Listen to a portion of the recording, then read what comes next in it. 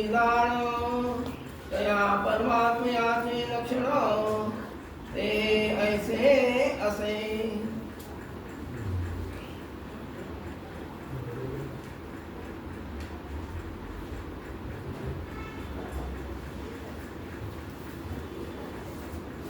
शोध घ्यायचा आहे तो कोणाचा आणि शोध घेणारा तो कोण. शोध कोणाचा घ्यायचा आहे आणि शोध घेणारा कोण आणि शोध घेण्याच्या मागचा उद्देश काय. परमार्थ कोणाला नको असतो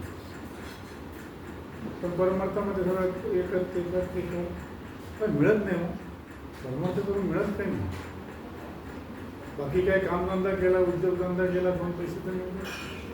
तिथे कोण काय देते काय नाही दिलेलं असं काहीच नाही. देते मिळतही काही नाही. म्हणून कोणालाही परमार्थ नको असतो. पण त्याला परमार्थाचा अर्थ कशासाठी हवा आहे. कुठल्याही जीवाला परमार्थ का हवा.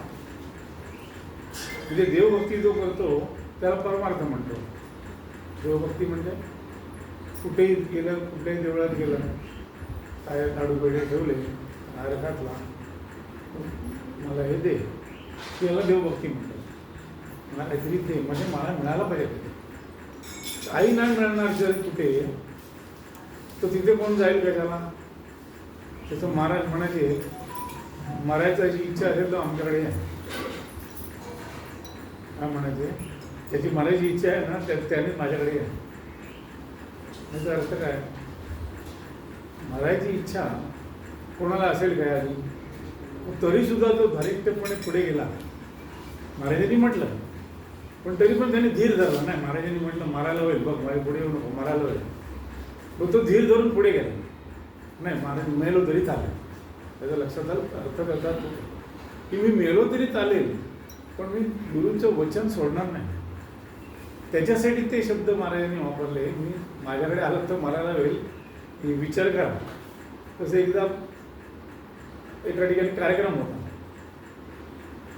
महाराज म्हणाले आधी प्रवचन होतं. प्रवचनामध्ये मुख्य मुद्दा असा होता की अजून पण कल्पना असेल तुमची की माझं काहीतरी कल्याण व्हायला पाहिजे. माझं काहीतरी कल्याण व्हायला पाहिजे अशी इच्छा तुमच्या आतमध्ये बोंबलते. तर त्याला काही कळलं नाही. असं असेल तर त्याला काहीच कळलं नाही. आणि प्रवचन झालं. प्रवचन झाल्यानंतर कुठेतरी कार्यक्रम होता. हॉल होता. हॉल कुठे घेतला होता. मग निसर्ग मला म्हणाले की इथे कार्यक्रम आहे काही आणि काही डिक्लेअर केलेला नाही आहे पण छोटा कार्यक्रम काय असेल तर तुम्ही सगळ्यांनी या असं मी आमंत्रण करतो. ज्याला आपलं कल्याण व्हावं असेल वाटत असेल त्यांनी यावं.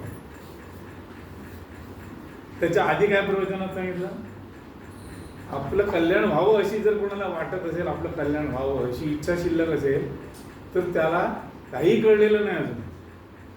आणि नंतर काय सांगितलं पुन्हा कल्याण व्हावं अशी इच्छा असेल तर काय कर मला. महाराजांनी दोन्ही बाजू बोलले. पहिलं म्हणाले की तुमच्या कल्याण व्हायची इच्छा जर शिल्लक असेल तर तुम्हाला काही कळलेलं नाही. नंतर सांगतात कल्याण व्हायची इच्छा असेल तर कार्यक्रमाला यामध्ये कार्यक्रमाला जायचं की नाही जायचं. काय हे मेघ आहे महाराजांचे शब्द आहेत. पटकन बोलून गेले.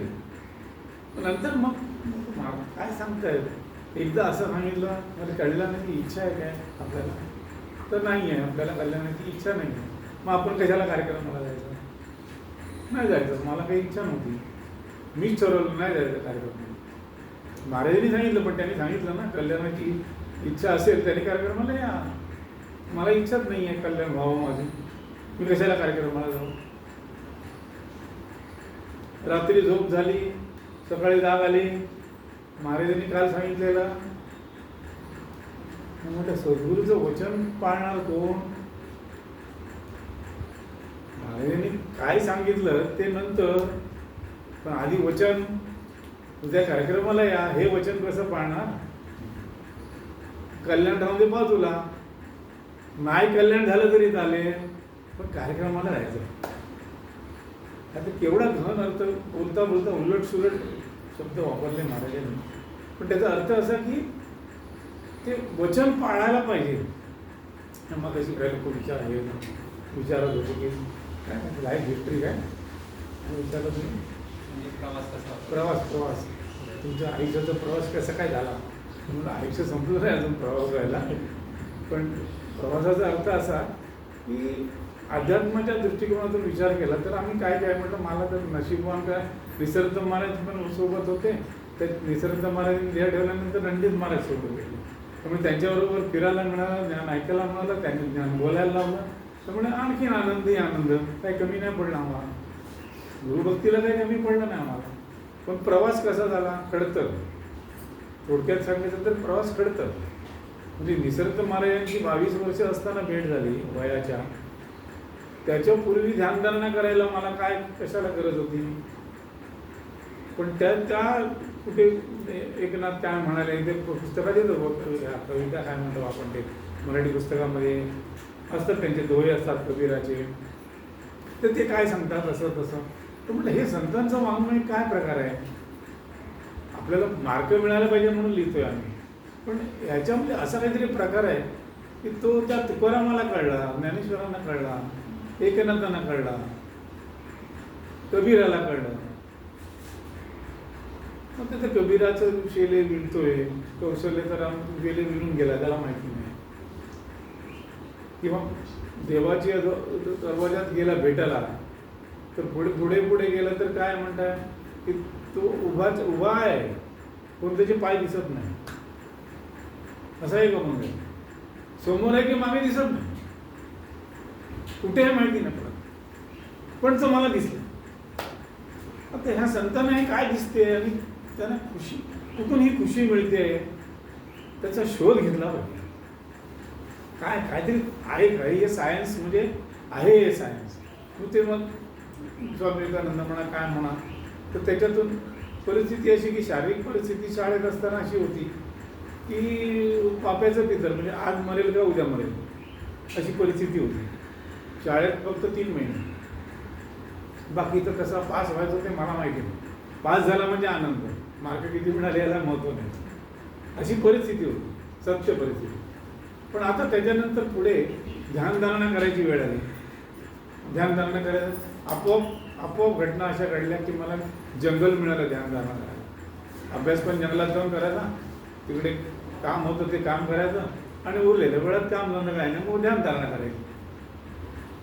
पण ध्यानधारणा करता करता करता परिस्थिती अशी आहे की ध्यान स्वतःहून करायचा प्रयत्न आपण जेव्हा करतो, आपल्याला कोणी सांगितलं नाही, शिकवलं नाही, काय नाही, आपल्याला कोणी काय वाचन पण नाही, पण ध्यानधारणा कशी करणार, ध्यानधारणा कोण शिकवणार नसेल का. ध्यानामध्ये सर्वात प्रथम आपल्याला जे जग दिसते, ध्यानाची महती आहे मोठी. तर ह्या ध्यानामुळेच मी महाराजांकडे पोचलो, तर तुम्हाला निसर्ग महाराजांची भेट झालीच नसती. हे ध्यान म्हणजे काय, तर ध्यानामध्ये आपल्याला आपलं मन आपल्या जवळ काय आहे, शरीर एक आणि मन. म्हणजे विचार म्हटलं तरी तो मनाचाच एक भाग झाला, कल्पना केली तरी मनाचाच एक भाग झाला. मग दुसरं आपल्याकडे असं काही नाही. सामग्री ध्यान करायला सामग्री आहे शरीर आणि मन. ते मन स्वतःच्या मनावर फिरवायचं. ध्यान म्हणजे काय, मन आपलं स्वतःच्या मनावर फिरवायचं. आता आपण म्हणतो ना मन हे उन्मन झाले नसे पद्धतीचे, उन्मन तसं होत नाही. ते मन स्वतःवर जेव्हा फिरते, स्वतःवर म्हणजे आपलं शस्त्र स्वतःवरच चालवायचं. तसं ते आता आलं शब्द तेव्हा पुढे मस्तक व्हायचं का, मग मस्तक फोडून टाकायचं का.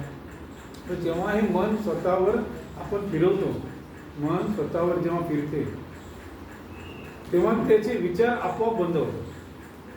सुरुवातीला कठीण, ते मन फार फार भयंकर काम आहे मनाचं, कारण ते असं ऐकत नाही हो, हे सोपं काम नाही. मन फार ते उलटं काहीतरी करायला लागेल. पण ते जेव्हा ते ताब्यात येतं, ताब्यात याचा अर्थ ते मन आपल्या स्वतःवर जेव्हा केंद्रित आपण करतो, तेव्हा आपल्याला त्या मनाच्या अतीत एंट्री पॉईंट मिळतो. नुसते वेगळा शब्द वापरतो. एंट्री पॉईंट म्हणजे कुठेतरी आपण जातो. तसं आपल्याच अंतरी आम्ही आपल्याला शिरायचं, तर हे मन नाहीसं करायला पाहिजे. पण नाहीसं करायला गेलं तर होत नाही. मग स्वतःवर केंद्रित केलं तर ताबडतोब नाहीसं होतं. जरा कठीण पडतं, पण ते आपोआप नाहीसं होते, वाद होते. त्यानंतर आपल्याला आत्मा, परब्रह्म, चैतन्य हे जे शब्द इकडे काही लिहिलेले असतील कुठे ग्रंथांमध्ये काय, त्या कशाचा काही संबंध नाही. कारण हे जग जे दिसत होतं डोळ्याने डोळे उघडून, ते दिसणारं जग नाहीसं झालं, दिसतच नाही ते. मग त्या जगामध्ये हा शरीर पण आलं, शरीर पण दिसत नाही. मन उलट झाल्यानंतर तुम्हाला काही दिसणारच नाही. म्हणून ही गोष्ट कुठे आपल्या ज्ञानेश्वरांच्या ह्याच्यात मिळते. तेव्हा मी ज्ञानेश्वरी वाचलेली नव्हती. डोळ्याने डोळा पाहिला, आपल्या डोळ्याने आपला डोळा पाहिला, दर्शन घेतले स्वतःचे. म्हणजे तोच प्रकार, तोच शब्द वेगळे, शब्द वेगळे आहेत. आता त्या ठिकाणी देहरूप आपले आहे, देहभावना देहरूप आहे, हे जेव्हा विसरले जाते तेव्हा नंतर वेळ किती झाला हो माहिती नाही. ध्यान जेव्हा लागतं खरं तेव्हा किती वेळ झाला कळत नाही. अर्धा तास ध्यानाला बसलो मी, 15 मिनिटं ध्यान करणार आहे, तो जागृतीचं ध्यान करतो. त्याचा विचार ते ध्यान झालेलं नाही. सगळं देहाचा विसर पडला. आणि जेव्हा पुन्हा देह भावनेमध्ये आला आणि बघितलं तर आपल्याला काय कळते, अर्धा तास झाला, कधी 1 तास झाला, कधी 2 तास झाले, 2-3 तास झाले. मी कुठे होतो, माझा पत्ता काय? हा देहभावनेवर आल्यामुळे मला दिसते हे जग आहे, मग ते घर आहे, अमुक आहे, तमुक आहे, आई आहे, बाबा आहे, कोण आहे, मग ते काय शाळा आहे का कॉलेज आहे, काय आहे ते करायला पाहिजे. पण त्या मन उन्मन झाल्यानंतर जे दर्शन होते ते दर्शन सांगता येत नाही, दाखवता येत नाही. काय म्हणून अंक सांगता येत नाही. त्याला शब्दाने उल्लेख होत नाही, पण ते ऐकते. बघा, आपल्याला कारणाने ऐकतो असं नाही, ते ऐकते. हा सिद्धांत आहे माझा. पक्का सिद्धांत झाला केव्हा की मला त्यानंतर मी देहभावनेवर जर कधी आलो नाही तर मग मी कुठे जाणार, हा माझ्या पुढे परत प्रश्न यायचा. तर मी शाळेचा का कॉलेजचा अभ्यास होता असेल तो करून घरी यायचो. पण परत म्हटलं हा देहभावनेवर नाही आलो तर मग मी जाणार कुठे? 3 तासाचे 6 तास झाले तर माझ्या हातात तर काही नाही. दिवस गेले, काय दिला आणखी नाही झालं, रिटर्न आलोच नाही, मग काय करायचं? पण हे सत्य आहे, पण हे गुरु नाही कोण. मग त्याला आपण शुद्ध ब्रह्म हे नाव देऊ. ज्याचं दर्शन झालं त्याला एक शुद्ध ब्रह्म असं नाव देऊ. त्याला मी प्रार्थना केली जेव्हा की असं कोणी गुरु आहे का या जगात की ज्याने सत्य पाहिले, त्याला खरोखरच सत्य कळले नाही. ते बुवा बाबा सगळे आहेत, काय अंगारे बरे, हे दे ते हे शिकवणारे ते शिकवणारे. मग तुम्हाला हे बरं होईल, गळ्यात गंडोरा घाला, हातात ते घाला, मग तुमचं ते काय अडचण आहे ती पिटेल, काय सगळे करणारे होते. पण म्हटलं हे गंडोरे दिल्यावर कोणाकडे मला जायचं नाही. मला सत्य ज्याने ओळखलंय अशा सद्गुरूकडे तू घेऊन जा. नाही सद्गुरू असेल ह्या पृथ्वी तलावर कुठेही, असा सद्गुरू जर नसेल तर मला कोणाकडे जायची गरज नाही. तू भेटलास तेवढं मला पाहिजे, मला समाधान आहे. काही काळ लोटला, काही घटना घडल्या त्या मी सांगत नाही आता, आणि विसरतो महाराजांपर्यंत. महाराजांची महती काय सांगू तिथे की महाराजांनी पाऊल ठेवता क्षणी ओळखले. मला पण आश्चर्य वाटलं.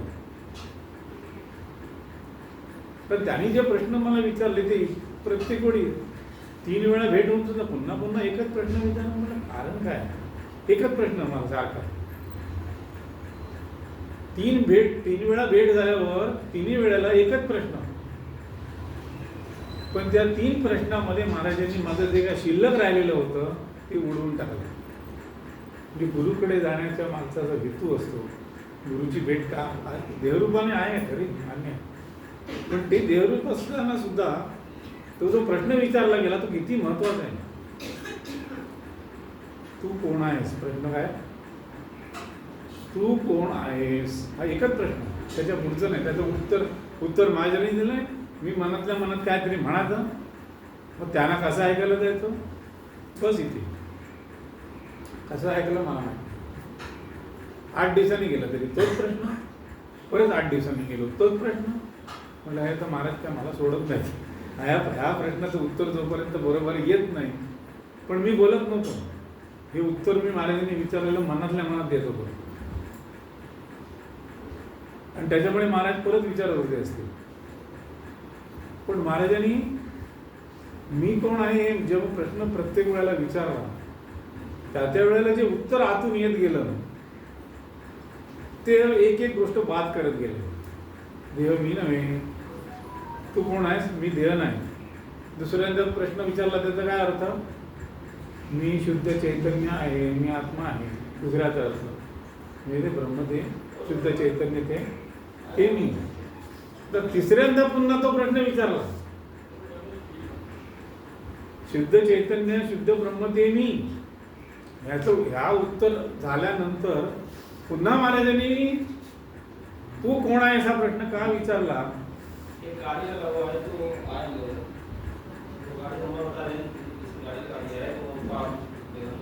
गाडी कोणी आणली आहे ना? थोडस शांत होऊया. पुन्हा प्रश्न विचारल्यानंतर काय शिल्लक राहिले? हो, जय मी नव्हे, मी शुद्ध आत्मा आहे, चैतन्य मी आहे. पुन्हा तू कोण? तू काय? तू कोण आहेस? त्यावेळेला प्रकाश पडला. तिसरा प्रश्नाला प्रकाश पडतो. देह तर मी नाही, शुद्ध ब्रह्म ते मी म्हटले ते खोटे ठरले, पण मी ते नाही. ते शुद्ध ब्रह्म, तू कोणीच नाहीस. शुद्ध ब्रह्म आहे, किंवा आत्मा ते आत्मा आहे, शरीर ते शरीर आहे. मी कुठे कोण आहे? मी कशाला चिटकवायचं त्याला? परब्रह्म आहे, पण परब्रह्म आहे म्हणून हे मी ब्रह्म आहे म्हणतो. पण तू ब्रह्म नाही, परब्रह्म ते परब्रह्म. तू कुठून तिकडे जातो? शरीरात सकट नाही, शरीर शिवाय सुद्धा नाही, कारण ते त्याच्या अस्तित्वात आहे. सर्व विश्व त्याच्या झोळीत आहे. आम्ही तुम्ही कोण? व्यक्तिभावही खोटा, आणि त्याच्यातून निर्माण जाणीव, मन, हे सगळंच खोटं ठरलं. महाराजांनी कसं पण ते बघण्याची दृष्टी आली तर हे दिसते. म्हणण्याचा हेतू असा, महाराजांकडे शिकण्याचं बरंच आहे, अजूनही शिकू शकतो. पण हे शिकता शिकता शिकता काय मिळते? मग असा विषय, मला गुरु नको होता ना. गुरुची गरज पडली. त्याने गुरुने काय केलं? तुम्ही स्वतः साधना केली, सगळं केलं, पण मिळालेलं खोटं आहे हे दाखवणार गुरु. गुरुशिवाय कळत नाही. सगळं खोटं, कारण त्याचं अस्तित्व आहे. तू कुठलं? तू म्हणून महाराज कधी कधी म्हणायचे, कोण कधी काय प्रश्न घेऊन यायचे दुनियाभरचे, आणि मग काय सांगायचे? आईच्या पोटात 9 महिने होतास ना, तुझं डोकं चालवतोस ना, तिकडे चालव जा. काय डोकं चालवायचं ना, तिकडे चालव तुझं. तू कोण, मी कोण, कसल्या विषय विचारतात, तिकडे डोकं चालवा. त्याच्यात सांगण्याचा हेतू काय? गुरु हे अस्तित्व सदा सर्वदा आणि कधीही नाश न पावणार आहे. व्यक्तिरूप सगळे येतात जातात, निराळी व्यक्ती, त्यांची माणसं, नावं वेगळी, हा आला, तो गेला, लाखो करोडो माणसं गेली. सद्गुरु स्वरूप ज्याने ओळखले म्हणजे कळले जातं, तर कळल्याबरोबर सोडून द्या. आणि सोडून नाही दिलं तर त्याच्या बोकांडी बघतात. सोडून द्यायला लागते ते सुद्धा. मला कळले हे सोडायला लावलं महाराजांनी. मला काय ब्रह्म कळले ना, ते सोडायला लावलं महाराजांनी, ते पण सोडून दे. पण पूर्णत्व जे आहे त्याला आपण अपूर्णत्व म्हणतो. हे होय की नाही याचा शोध घेता घेता अपूर्णाला पूर्ण म्हणायची परिस्थिती आपण आणतो आणि त्याचा शोध घेतो. म्हणून 100 वर्षापूर्वीची तुझी वस्ती सांग रे. 100 वर्षापूर्वी तू कोण होतास? हू वर यू बिफोर 100 years?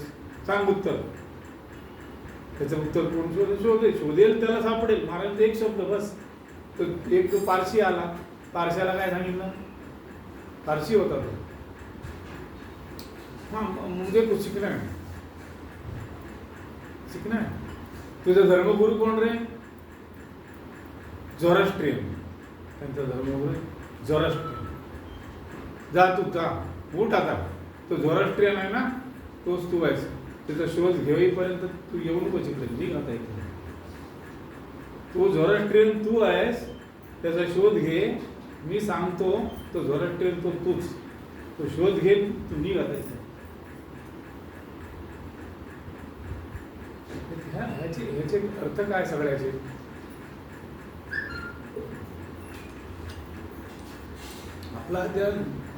आपल्याकडे जे भांडवल आहे ते देह हेच भांडवल आहे.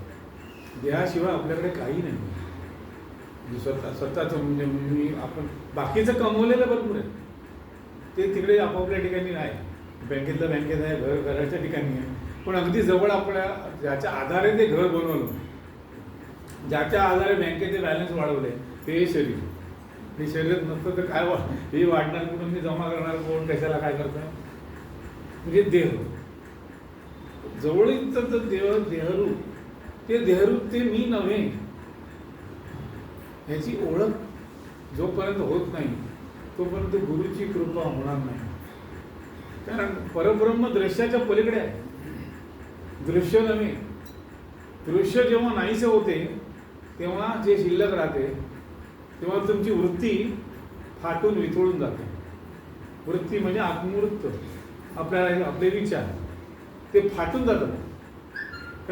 तुम्ही जे आकारच नाही तिकडे तुम्ही किती डोकं घालणार सांगा ते बघायला.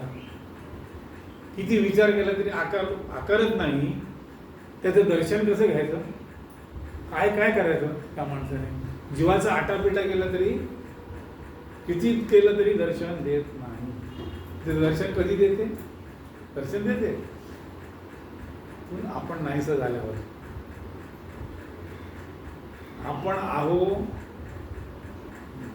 असं वाटत असतं. मी कोणीतरी अमुक आहे तमुक आहे, सगळं बाजूला जेव्हा होते आणि आपण नाहीसेच झालो.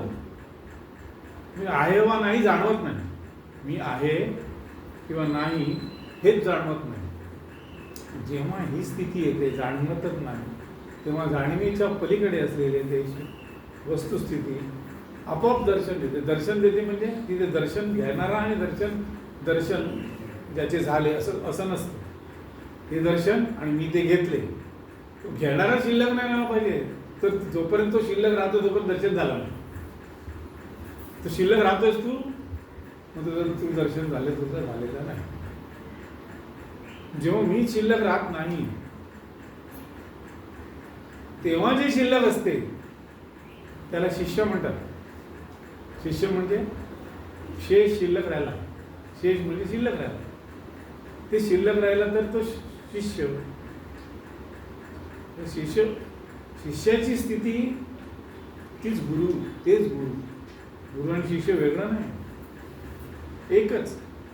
पण विसरतो महाराज आमचे गुरु, अरे पण ते सिद्धरामेश्वर महाराजांचे शिष्य. गुरु आणि शिष्य वेगळं वेगळं नाही, एकच. पण ते कधी आपण आपल्याला सोडून बसायला पाहिजे. ज्यांना जे कळतं, कधी कधी पूर्वीच्या काळी लोक होते काय करत त्या कणकवलीचे ते मरायचे त्यांना महाराज भालचंद्र महाराज, त्यांच्यावरचे कपडे एवढे काढून टाकले. त्याची अशी परिस्थिती होऊ शकते. पण आपणच नाही. ते कपडे एवढे काय करायचे? ते अंगावर कपडे ठेवून काय करायचे? अशी परिस्थिती येते. फक्त सिद्धरामेश्वर महाराजांनी हा ज्ञानमार्ग सांगितला. त्याच्यामुळे विवेक, जसं समर्थांनी आपल्याला विवेक करायला शिकवलं, तर विवेकामुळे आपण कपडे काढून टाकत नाही. तर कपडे काढून टाकणार, ठेवणार नाही. काय करायचे? खोटं कळल्यानंतर ठेवणार कशाला? पण विवेक बुद्धी जेव्हा वापरली जाते तेव्हा विवेक करायला जी बुद्धी असते ती परमात्म्याची बुद्धी, परमात्म्याने दिलेली बुद्धी विवेक करायला. आणि आपली बुद्धी जर वापरली तर जीवाची बुद्धी. जीव बुद्धी काय करतो? काय नाही, हे ते बरोबर, हे सगळं बरोबर. त्यामुळे जीव बुद्धी सोडून गेली पाहिजे आणि परमात्म्याची बुद्धी आत्मबुद्धी व्हायला पाहिजे. ज्याने ते स्वतःला ओळखण्याच्यासाठी प्रयत्न केला, आपण खरे कोण, खऱ्या अर्थाने आपण काय म्हणून असणार. देह जाणार पण मी, देह त्यागिता देव कोठे राहतो. देह गेल्यानंतर देव कुठे असणार. आणि मग तो आता आहे का नाही, तो आता आहे की नाही, आता आहे तो. कृपाळूपणे अल्पधारिष्ट पाही, तोगे तोची राम सर्वत्र आहे. तो राम सर्वत्र आहे, पण जरा धीर धरायला पाहिजे. धारिष्ट म्हणजे घाबरायचं नाही ना, ते काढू जाता बडा नाग येते. हा नाग आहे, अहमभाव हा नाग आहे. तो फणा कधी काढेल भरोसा नाही, आपल्या हातूनच बाहेर येतो. कारण सुगंध आहे ना, केतकीचा झाडा जन्मला केवढा, जाणीव रूप आहे, ते सुगंध देतो. पण काढायला गेलं तर फक्त फणा करतात आपण. तिथे घाबरा गुबरा होऊ नकोस. महाराज त्यामुळे मगाशी अभंग आहे तो, घाबरा गुबरा होऊ नकोस, घाबरू नकोस. म्हणजे स्वतःचं अस्तित्व नाहीसं होईल, मग माझं काय होईल, ही जी तुझ्यावर परिस्थिती आली ती तो घाबरा होऊ नकोस, घाबरू नकोस. कारण तू अनंत आहेस. तुझी वस्तुस्थिती न मरणारी, मरणार नाही तू कधी. अमर सत्ता आहे तुझी. ती अमर सत्ता गुरुबोधाने आणि आत्मज्ञानाने भोगायला शिकायला पाहिजे. भोगायला शिकला, ज्याने भोगायला ती व्यक्ती नाही ना, अंतर्यामी. बाहेर तो माणूस असतोच तसं, देव आहे तोपर्यंत माणूस आहे. तर रणजित महाराज कधी कधी सांगायचे एक काय, महाराज तुम्ही ते हे करत म्हणे, शरीर आहे ना तोपर्यंत कनेक्शन आहे, तोपर्यंत जाण होणार. शरीर आहे तोपर्यंत कनेक्शन आहे ना, त्याचं ते पोटाचं काहीतरी ऑपरेशन होतं. तर ते म्हणाले काय, तुम्हाला कशाला, कोणीतरी विचारणार आहे ना काय, तर तुम्हाला कशाला एवढं सगळं माहिती आहे, देह मी नाही तर मग पोटाचं ऑपरेशन कशाला करता. काय माणसाची बुद्धी कुठे जाईल. रणजित महाराज म्हणाले, तुम्ही कपडा फाटला तर शिवता की नाही. हो शिवताना शिवून घालता, तसं इथं फाटलं तर शिवतो. दुसरं काय ते मी नव्हे, मलाही माहिती आहे, पण ते फाटलं तर शिवायला पाहिजे. आता तुमची विवेक काय बुद्धी वापरली तुम्ही, मग वेडपटपणा नाही तो. म्हणून हे शिकण्यात आहे, छोट्या छोट्या गोष्टी आहेत. आंधळेपणाने चालायचं नाही, पण शिकायचं. शिकून आपल्याला मिळालं ना ते स्वतःकडे ठेवायचं नाही, दुसऱ्याला द्यायचं. जेवढं असेल जेवढं मिळालं, कुठलंही अध्यात्म ज्ञान असो इतर कुठलंही ज्ञान असो, ते दुसऱ्याला दिलं ना ते कमी नाही होत, वाढते, आपोआप वाढते. का दिल्यामुळे वाढते. हे पण शिकायचं. हा प्रवास इथे संपला. तुमची उत्तर होती, तुमचा प्रवास कसा, कुठे काय, आणखीन ते. तर हा आत्म्याचा प्रवास आहे, व्यक्तीचा प्रवास नाही. आत्मा आपल्या सर्वस्व, आपल्या मूळ भूमिकेकडे जाण्यासाठी प्रयत्न करत असतो. दोघांची भांडणं होतात बघा घरात, किंवा कोणी नात्यातलं काही असो, भांडणं होतं. भांडणं होतं, हो भांडून ये ना, पण तुम्हाला काय प्रॉब्लेम आहे. जेव्हा भांडणं होतात तेव्हा ते आत्म्याची उन्नती करत असतात. त्यांना कळत नाही आपण का भांडतो. आत्मा परिपूर्ण आहे, पण हे अपरिपूर्ण असल्यामुळे भांडण निर्माण होतं. ज्याच्यामध्ये काहीतरी मिळवायचा प्रयत्न केला ते अपरिपूर्ण आहे. त्यामुळे दोन्ही देहामध्ये आत्मा येतोच. तो पूर्णत्वाकडे जायला मागतोय आणि एकमेकाच्या त्याच्यात परिणाम घडवतो. भांडणामुळे एकमेकावर परिणाम होतो, आणि जेवढा त्याच्यावर परिणाम होतो तेवढा तो आत्मा शुद्ध स्थितीमध्ये जाण्यासाठी मागत असतो. पण लक्षात येत नाही की त्याला भांडावंसं का वाटते. विषय बाहेरचे असतात, त्या विषयाला काय अर्थ नाही. आज गेला दुसरा विषय, तिसरा चौथा विषय ते गेले सगळे. पण त्याचा तो निर्विषय तो झाला नारायण. त्या नारायणाची भेटी करता आज त्याच्यात खटपट चालू होते. पण त्याला कळत नाही की आत्मा काय खटपट करतोय, कशाची खटपट करतोय, त्याला जायचं कुठे. तो परिपूर्ण आहे, त्याला परिपूर्ण व्हायचं आहे. त्याला अपरिपूर्ण असलेल्या गोष्टी देऊन तो थोडा वेळ बरा वाटतं म्हणतो, पण त्याला बरं वाटत नाही. थोडंसं काय त्याला बरं वाटलं, हे ह्याने बरं वाटलं, त्याने बरं वाटलं, मग मोठं कंटाळा आला, हे नको आला. पण तो परिपूर्ण आहे हे ओळखलं पाहिजे. आपल्या शरीरामध्ये आहे, देह असे तोपर्यंत हे बघून घेतलं पाहिजे. प्राण गेल्यावर बघता येणार नाही. आपला चान्स गेला एकदा चान्स हा शरीर एकदा परत काय करायचं ते महाराजांचं परत एक शब्द होतो वेळ होतो की आम्हाला जर आत्मज्ञान असतं, निसर्ग महाराज एक शब्द सांगतात, आम्हाला जर आत्मज्ञान असतं तर आम्ही घाणीत कशाला जाऊन पडलो असतो, लक्षात घ्या. पण ह्या घाणीतूनच जाणीव निर्माण होते. घाण नसेल तर जाणीव निर्माण होणार नाही. शरीर सुद्धा घाण नसेल तर निर्माण होणार नाही. घाणच पाहिजे तिथे, सोन्यात नाही होत. झाड बीज लावलं ते सोनं घेतलं म्हणून त्याच्यात झाड काय मोठं होते तर मातीत पाहिजे तिथं, ते घाण खतच पाहिजे. आणि निसर्गाचा नियम जे शरीर सुद्धा कशात घाणीतूनच निर्माण होतं. रजस्वेलेचा विटाळ त्याचा आळवणं झाला गोळ, त्याचाच गोळा तयार होतो. आणि तो गोळा तयार झाला तर मग सुंदर आहे, सगळं ठीक आहे. आनंद मानायचा आयुष्यात, हरकत नाही. आनंदी आनंदच करायचा. म्हणून जगून 4 दिवस जगून अजून दुसरे वाक्य महाराजांचं, 4 दिवस जगून दुनियेची मजा बघ. काय मजा बघ, दुःखी कशाला होतोस? ज्याला परब्रह्म माहिती आहे, मी मरणार नाही हे ज्याला कळले, तो दुःखी असेल काय असा? तो आनंदाने राहणार. त्याची पार्श्वभूमी काय, त्याला माहिती पडलेली की मी आता मरणार नाही हो, आता मला मरण स्पर्श करू शकणार नाही हे याचा बोध झाला तर मग आनंदच आहे सगळा. आनंदाने सगळं करायचं. मग आनंदाने गेलं की आनंद अजून, बरोबर.